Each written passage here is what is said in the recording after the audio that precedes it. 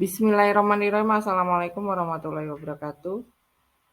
Untuk kesempatan kali ini marilah kita sama-sama belajar materi PS kelas 7, tema 3, yaitu potensi ekonomi lingkungan bagian A. Yang pertama adalah perubahan potensi sumber daya alam. Potensi sumber daya alam di Indonesia.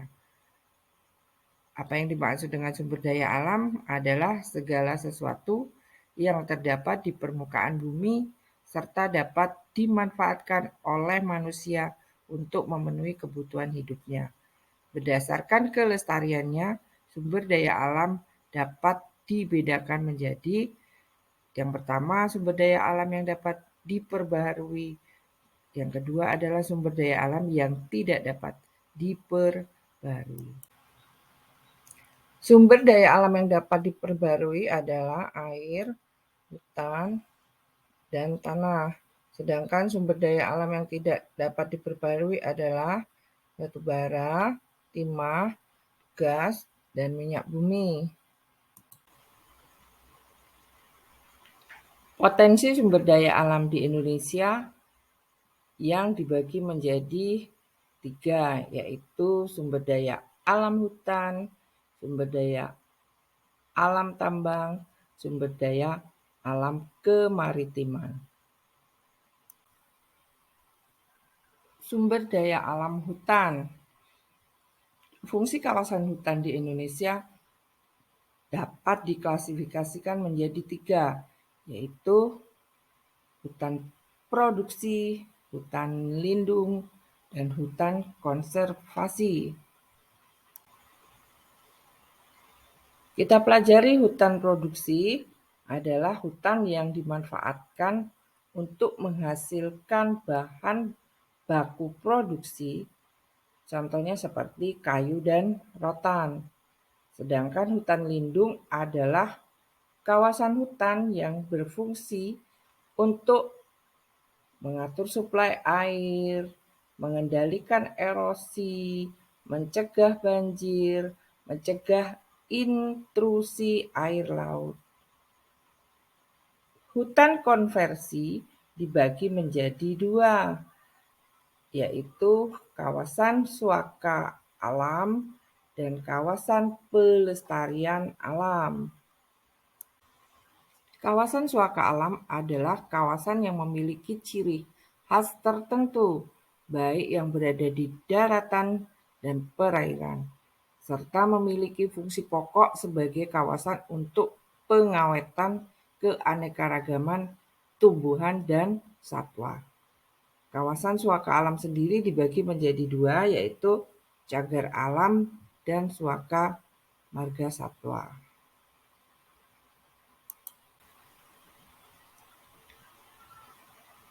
Cagar alam adalah kawasan suaka alam dengan ciri khas berupa tumbuhan, satwa, serta ekosistemnya yang perlu dilindungi sehingga kelangsungan hidupnya terjadi secara alami.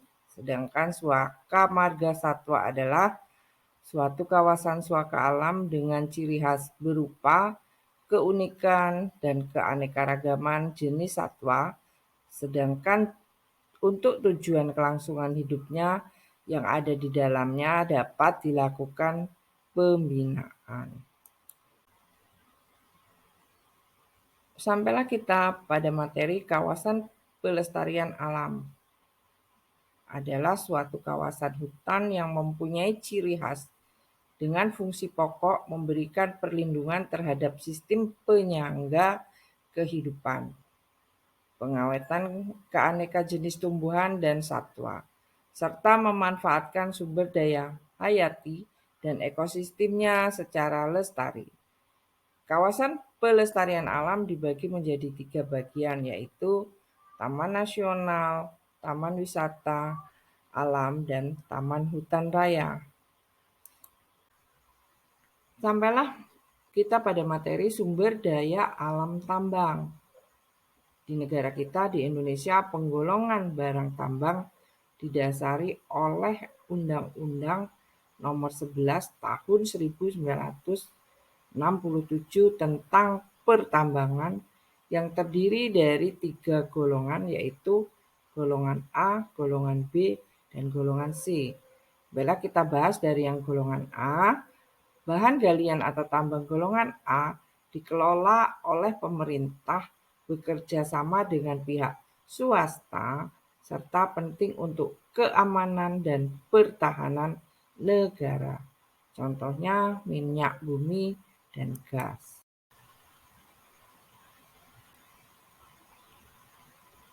Kita lanjutkan, bahan galian atau tambang golongan B digunakan untuk memenuhi hajat hidup orang banyak.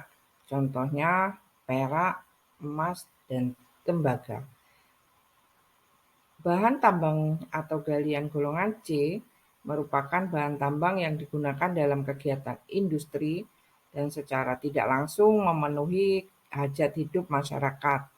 Contohnya batu, pasir, dan batu kapur. Ternyata kegiatan pertambangan dapat dilakukan setelah melalui berbagai tahapan yang meliputi yaitu prospeksi. Apa itu prospeksi? Adalah kegiatan menyelidiki dan pencarian untuk menemukan endapan bahan galian atau mineral berharga. Ada lagi yaitu eksplorasi. Adalah kegiatan untuk mengetahui ukuran, bentuk posisi, kadar rata-rata, dan besarnya cadangan dari endapan bahan galian atau mineral yang telah ditemukan. Kemudian tahapan berikutnya adalah eksploitasi. Adalah kegiatan penambangan yang meliputi aktivitas pengambilan dan pengangkutan endapan bahan galian atau mineral berharga sampai ke tempat penimbunan dan pengolahan. Tahapan yang terakhir adalah pengolahan. Adalah aktivitas untuk memurnikan atau meninggikan kadar bahan galian dengan jalan memisahkan mineral berharga dan yang tidak berharga. Sampailah kita pada materi terakhir, yaitu sumber daya alam kemaritiman. Beberapa sumber daya alam kemaritiman di Indonesia. Ada perikanan. Adalah segala usaha penangkapan ikan serta pengolahan sampai pemasaran hasilnya. Berdasarkan alat atau peralatan yang dipakai atau digunakan, usaha penangkapan ikan air laut dapat dibedakan menjadi dua macam, yaitu secara tradisional dan modern. Penangkapan ikan air laut secara tradisional biasanya dilakukan oleh para nelayan dengan menggunakan peralatan sederhana seperti perahu layar dan menggunakan jala sederhana. Sedangkan penangkapan ikan laut secara modern dilakukan dengan kapal motor dilengkapi dengan peti pendingin atau menyimpan ikan.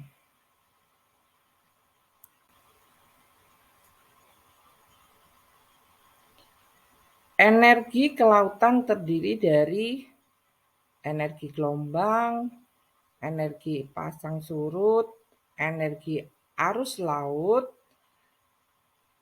energi panas laut.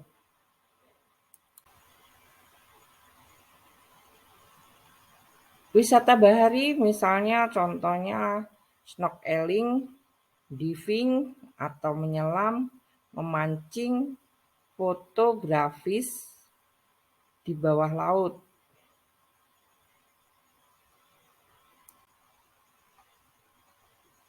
Penyebab perubahan potensi sumber daya alam.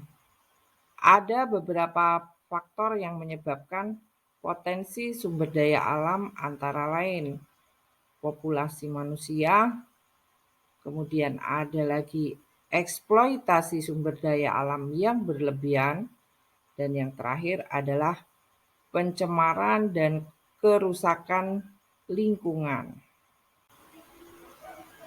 Demikianlah untuk materi IPS kali ini yang telah kita pelajari bersama-sama. Mudah-mudahan ini bermanfaat buat kita semua. Maaf kalau ada kata-kata yang salah. Saya akhiri. Wassalamualaikum warahmatullahi wabarakatuh.